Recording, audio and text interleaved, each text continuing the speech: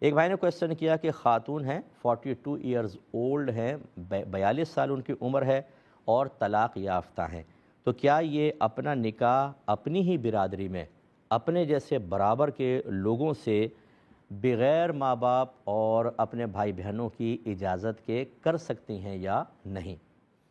دیکھیں، فقہ حنفی کی روشنی میں بالکل کر سکتی ہیں۔ یہ تو آپ نے مطلقہ کا ذکر کیا، فرض کر لیں کوئی بیوہ ہوتی ہیں، حتیٰ کہ کنواری بچی بھی جو ہے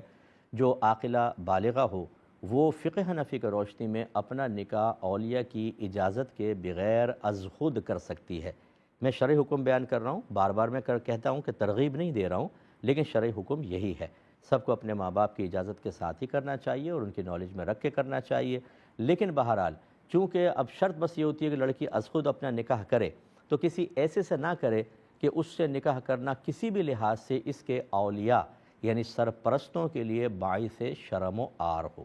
مثلا چرسی موالی سے کر لی، کوئی زانی سے کر لی، کوئی علانیہ گناہ کرنے والے سے کر لی، حرام شرابیں بیچنے والے سے کر لیا، تو یہ نکاح منعقد نہیں ہوگا جب تک کہ اولیاء کی اجازت نہ ہو۔ غیر، اس کو کفو کہتے ہیں، ہم پلہ برابر کو، غیر کفو میں لڑکی از خود نکاح کرے گی تو فقہ حنفی کی روشنی میں منعقد نہیں ہوگا۔ لیکن جیسے کہ انہوں نے قید لگائی کہ اپنی برادری میں اور ہم پلہ لوگوں میں کی، تو اس نکاح کے جائز ہونے میں بالکل کوئی کلام نہیں ہے، اگرچہ ہمارا مشورہ یہ ہوتا کہ اپنے پیرنٹس کو، بھائیوں کو اعتماد میں لے کے کریں، وہ کیوں منع کرتے؟ لیکن لڑکی نے از خود اگر قدم اٹھا لیا ہے تو یہ نکاح بالکل مانا جائے گا اور بالکل صحیح ہے۔